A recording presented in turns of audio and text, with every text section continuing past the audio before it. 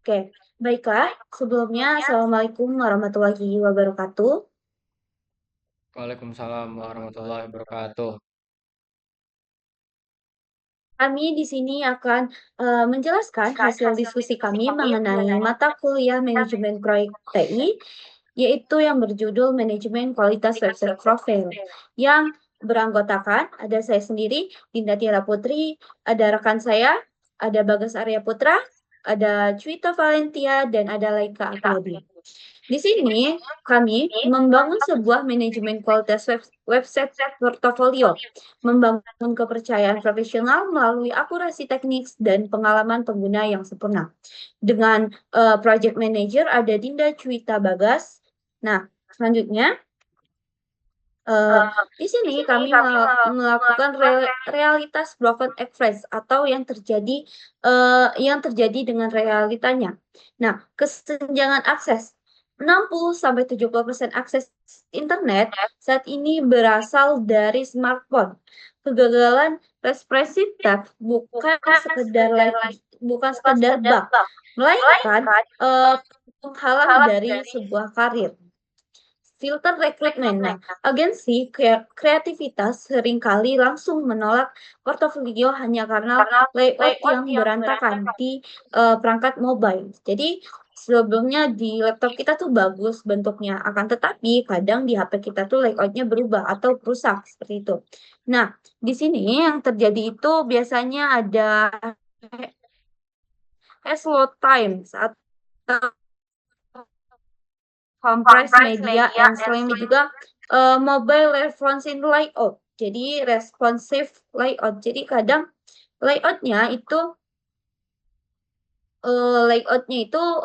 yang saya bilang tadi yang di laptop bagus tapi di HP tidak bagus gitu atau di HP malah berantakan banget gitu. Bahkan biasanya bentuknya malah berbeda yang seharusnya bentuknya seperti ini dia tidak seperti ini gitu. Nah, selanjutnya itu profile inisiatif strategi. Nah, yang pertama itu ada smartphone dan PM. Itu mandat dari Mandiri dengan Dinda Juwita Bagas sebagai penanggung jawab utama integritas kualitas. Seperti apa ya bahasanya? Seperti manajernya lah. Nah, teknologi yang kami gunakan ada implementasi backend di Django dengan frontend HTML dan responsive untuk skalabilitas jangka panjang. Nah, durasinya berapa hari sih yang kami gunakan? Nah, dalam pengerjaan pembuatan website ini atau pembenaran layout ini, kami menggunakan 14 hari yang difokuskan pada pengembangan fitur inti dan pengujian kualitas ketat. Nah, mungkin penjelasan dari saya hanya sampai di sini. Selanjutnya akan dijelaskan oleh rekan saya. Baik, selanjutnya itu selanjutnya.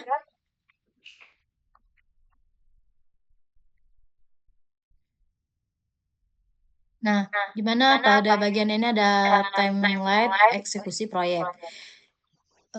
Untuk rancangan yang pertama itu ada 1 sampai 2 Juli atau dalam 2 hari. Ini kita fokus menetapkan cangkupan proyek dan standar kualitas desainnya. Nah, ini penting agar tampilan website kita itu konsisten dan terarah sejak awal. Dan lalu di sini ada pengembangannya yang dimana itu 3 sampai 11 Juli.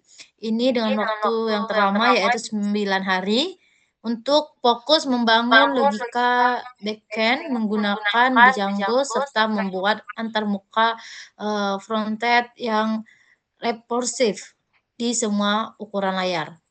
Lalu ada testing yang dimana di sini 12 sampai 13 Juli itu selama 2 hari itu kita murni untuk mencari bug dan menguji performa halaman serta memastikan website benar-benar nyaman digunakan sebelum dirilisnya. Lalu di sini ada deployment 14 Juli yang dimana ini di hari terakhir, dimana kita ini akan meluncurkan website dari komputer lokal ke server produksi agar siap diakses oleh publik dan cara globalnya. Next.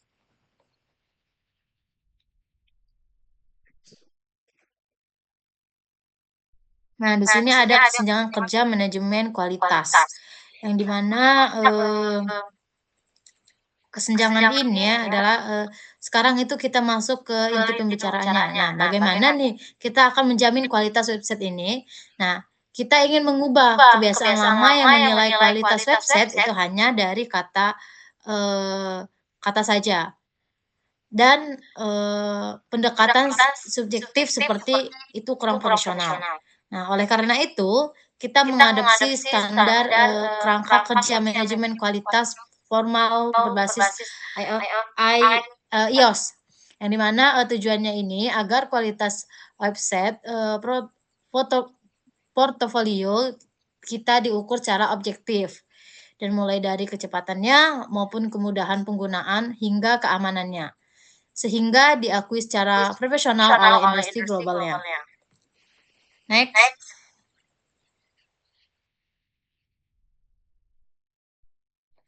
Nah, di mana di sini ada 4 pilar kualitas.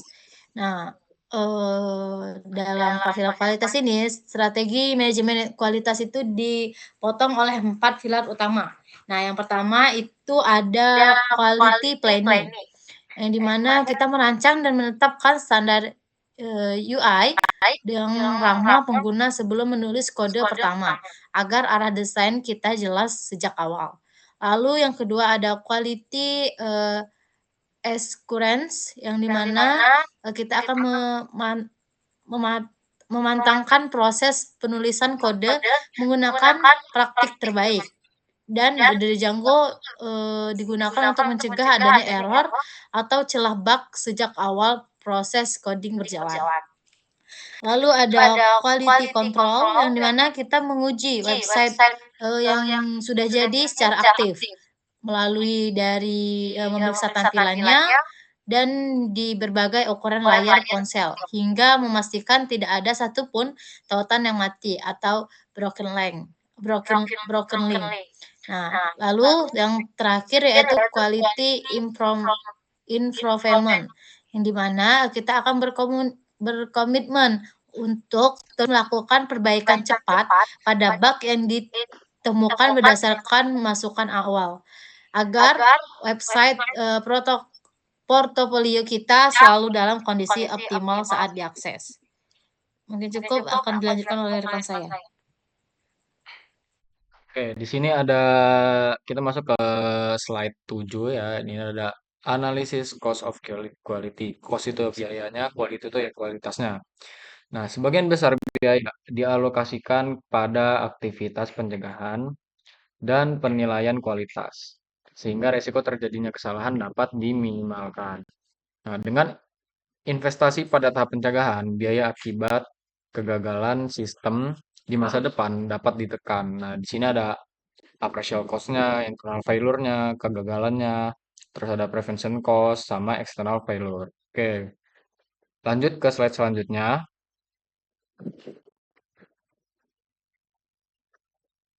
Slide selanjutnya di sini ada matriks risiko dan mitigasi. Nah, yang namanya setiap proyek pasti memiliki risiko yang perlu diantisipasi ya. Nah, beberapa risiko yang mungkin terjadi adalah keterlambatan pengembangan, terus ada kesalahan sistem dan perubahan kebutuhan pengguna. Nah, untuk mengatasinya dilakukan strategi mitigasi seperti pengujian rutin, dokumentasi yang baik, serta komunikasi yang efektif antar anggota tim. Nah, di sini bisa kita lihat matriks risikonya ada website tidak responsif. Nah, probabilitasnya itu sedang, terus dampaknya juga tinggi ya, karena ya kalau misalkan websitenya tidak responsif, kita juga sebagai pengguna nantinya akan hmm, apa ya, kayak kurang nyaman. Terus ada link error, broken, nah itu probabilitasnya lebih tinggi. Nah, tapi dia dampaknya lebih sedang. Database connection failure. Oke, lanjut ke slide 9.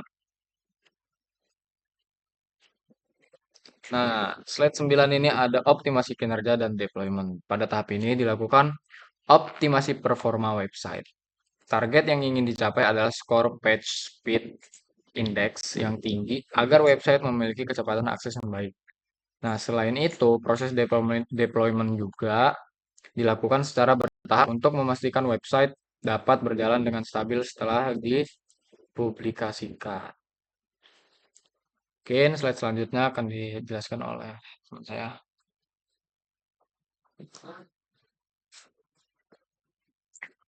Oke, kita masuk ke slide 10, yaitu deadline syndrome. Atau untuk menjaga kualitas website, dilakukan beberapa pemeriksaan, yaitu yang pertama ini memastikan repository GitHub proyek diatur sebagai public atau menyediakan akses khusus. Jadi memastikan seluruh halaman dapat diakses dengan baik dan memeriksa seluruh hyperlink agar tidak terdapat dead link, menguji kompatibilitas website pada berbagai browser dan perangkat, memastikan seluruh konten tampil dengan benar.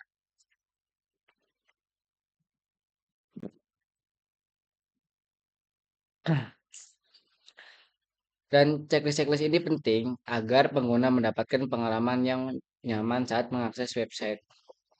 Slide 11.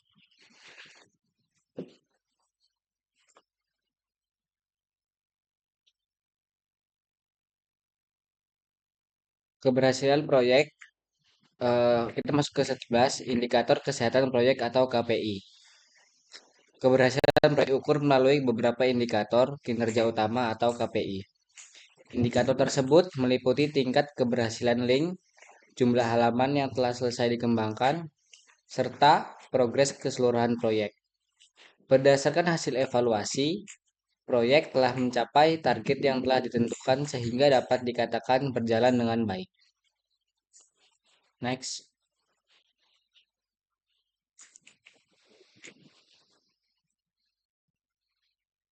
Oke, demikian presentasi mengenai manajemen kualitas website portofolio melalui penerapan quality planning, quality assurance, quality control, dan quality improvement.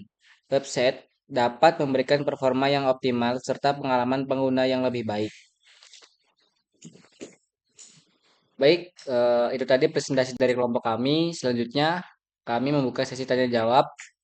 Jika ada yang ingin bertanya atau memberikan tanggapan, dipersilakan. Saya izin. Oke, baik. Oktav.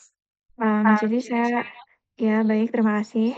Sebelumnya perkenalkan, nama saya Okta Erlisa dengan NPM 24782090. Saya akan bertanya mengenai quality control atau pengujian. Jadi mengingat website portofolio akan diakses melalui berbagai perangkat dengan ukuran layar yang berbeda-beda. Nah, metode pengujian atau testing seperti apa yang paling efektif untuk memastikan responsifnya agar tidak berantakan di HP maupun desktop tanpa harus menghabiskan waktu terlalu lama? Apakah cukup? Cukup.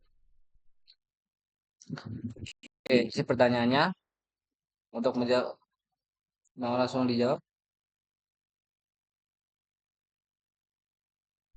Baik, izin menjawab pertanyaan dari rekan tadi, Okta. Okta tadi bertanya mengenai quality control kan? Nah, di sini metode yang paling efektif adalah menggunakan mobile first. Disney strategi. Nah, dalam browser developer tools, kita tidak perlu menguji di setiap jenis HP fisik, melainkan menggunakan fitur device mode di Chrome atau di Firefox untuk mensimulasikan berbagai resolusi layar secara instan, seperti itu. Jadi kita bisa mengecek dulu. Nah, selain itu dengan menerapkan CSS framework juga, seperti Bootstrap atau Tailwind yang memiliki sistem grid responsif bawaan, kita bisa memastikan tampilan tetap rapi secara otomatis tanpa harus menulis kode custom untuk setiap ukuran layarnya, seperti itu. Bagaimana, Okta? Ya, cukup. Ya, terima kasih. Ada yang Baik, bertanya? izin bertanya. Oke, baik.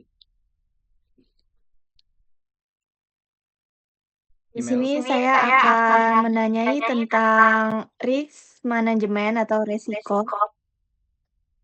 Di sini pertanyaannya adalah dalam rencana manajemen kualitas website portofolio, kita telah mengidentifikasi resiko link error jika proyek ini nantinya berkembang menjadi lebih besar dengan banyak external link.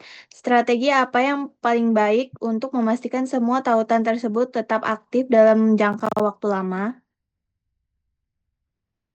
Sudah. Sekian pertanyaan saya. Terima kasih untuk pertanyaannya.